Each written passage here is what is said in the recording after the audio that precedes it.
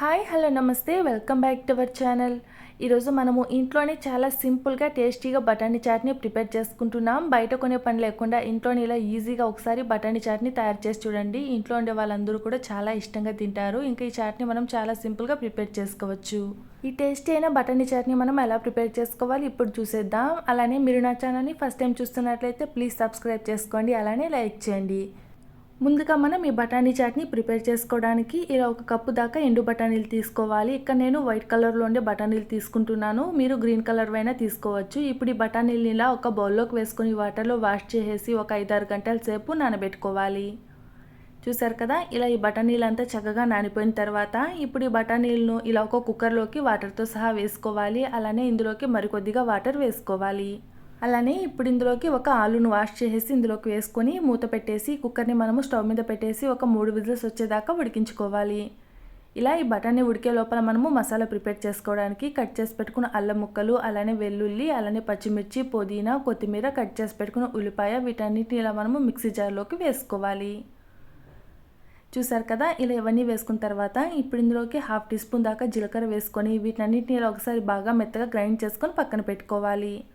ఈ లోపల ఈ బఠానీలు కూడా ఉడికిపోయాయి కదా, చూసారు కదా, ఈ విధంగా మనకి బఠానీ ఉడికితే సరిపోతుంది. ఈ విధంగా ఉడికించుకున్న తర్వాత ఇప్పుడు ఇందులో వేసుకుని ఈ ఆలూని తీసుకోవాలి. ఇప్పుడు ఈ ఆలు పైన పొట్టు మొత్తం తీసేసి ఈ ఆలుని మనం చిన్న పీసెస్ లాగా కట్ చేసుకొని పక్కన పెట్టుకోవాలి. అలానే మనం ఉడికించుకున్న బఠానీలని ఇలా ఒక పప్పు గుత్తి తీసుకుని ఇలా కాస్త లైట్గా స్మాష్ చేసుకోవాలి.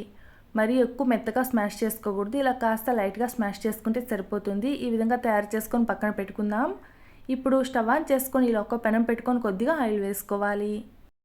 ఇలా ఈ ఆయిల్ కాస్త హీట్ ఎక్కిన తర్వాత ఇప్పుడు ఇందులోకి సన్నగా కట్ చేసి పెట్టుకున్న ఉల్లిపాయ ముక్కలు వేసుకొని ఇలా ఒకసారి అంతా బాగా కలుపుకొని ఫ్రై చేసుకోవాలి. ఇలా ఈ ఉల్లిపాయ మరీ అంత ఎక్కువగా ఫ్రై అవ్వాల్సిన అవసరం లేదు, ఇలా కాస్త లైట్గా ఫ్రై అయితే సరిపోతుంది. ఈ విధంగా ఫ్రై చేసుకున్న తర్వాత ఇప్పుడు ఇందులోకి మనం ముందుగా తయారు చేసి పెట్టుకున్న మసాలా పేస్ట్ వేసుకొని ఇలా ఒకసారి అంతా బాగా కలుపుకొని ఫ్రై చేసుకోవాలి. ఇలా ఇందులోకి మసాలా వేసుకొని ఇలా ఒకసారి అంతా బాగా కలుపుకొని ఫ్రై చేసుకోవాలి. మసాలా అంతా మనకు కాస్త పచ్చివాసన పోయేదాకా ఈ విధంగా అంతా మనము బాగా కలుపుకొని ఫ్రై చేసుకోవాలి. చూసారు కదా, ఈ విధంగా అంతా ఈ మసాలా అంతా మనకు ఫ్రై అయిపోయింది కదా. ఈ విధంగా ఫ్రై చేసుకున్న తర్వాత ఇప్పుడు ఇందులోకి సన్నగా కట్ చేసి పెట్టుకున్న టమాటో ముక్కలు కూడా వేసుకొని ఇలా ఒకసారి అంతా బాగా కలుపుకొని మరి కాసేపు ఫ్రై చేసుకోవాలి. చూసారు కదా, ఇలా ఈ టమాటో అంతా కాస్త మెత్తబడింది కదా. ఇప్పుడు ఇందులోకి 1/2 టీ స్పూన్ దాకా పసుపు, అలానే 1/2 టీ స్పూన్ దాకా కారం, 1/2 టీ స్పూన్ దాకా ధనియాల పొడి, 1/2 టీ స్పూన్ దాకా గరం మసాలా, 1/2 టీ స్పూన్ దాకా చాట్ మసాలా వేసుకొని ఇలా ఒకసారి అంతా బాగా కలుపుకొని ఫ్రై చేసుకోవాలి. చూసారు కదా, ఇందులోకి వేసుకుని మసాలాలన్నీ ఇలా ఒకసారి అంతా బాగా చక్కగా ఫ్రై చేసుకున్న తర్వాత ఇప్పుడు ఇందులోకి మనం ముందుగా ఉడికించి పెట్టుకున్న బఠానీలు, అలానే కట్ చేసి పెట్టుకున్న ఆలు కూడా వేసుకొని ఇలా ఒకసారి అంతా బాగా మిక్స్ చేసుకోవాలి. చూసారు కదా, ఈ విధంగా అంతా మనము బాగా మిక్స్ చేసుకున్న తర్వాత ఇప్పుడు ఇందులోకి టేస్ట్కి సరిపడా సాల్ట్ వేసుకోవాలి. ఇలా మనం ఇందులోకి సాల్ట్ వేసుకొని ఈ విధంగా ఒకసారి అంతా బాగా మిక్స్ చేసుకున్న తర్వాత ఇలా మనము గరిటతో అంతా ఇలా స్మాష్ చేసుకుంటూ ఈ బఠానీ చాట్ని అంతా ఉడికించుకోవాలి. చూసారు కదా, ఈ విధంగా అంతా ఈ బఠానీ చాట్ అంతా చక్కగా ఉడికిన తర్వాత ఇప్పుడు ఇందులోకి సన్నగా కట్ చేసి పెట్టుకుని కొత్తిమీర చల్లుకొని ఇలా ఒకసారి అంతా బాగా మిక్స్ చేసుకొని స్టవ్ ఆఫ్ చేసుకోవాలి. చూసారు కదండి, చాలా సింపుల్గా మనం ఈ బఠానీ చాట్ని ప్రిపేర్ చేసుకున్నాం. ఇప్పుడు ఈ బఠానీ చాట్ని ఇలా ఒక ప్లేట్లోకి సర్వ్ చేసుకోవాలి.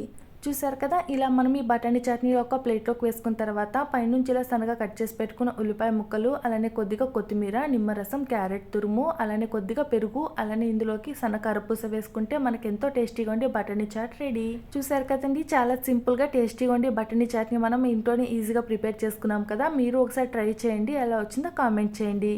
చూసారు కదండి, ఇలాంటి మరిన్ని రెసిపీస్ కోసం ప్లీజ్ నా ఛానల్ని సబ్స్క్రైబ్ చేసుకోండి, అలానే లైక్ చేయండి.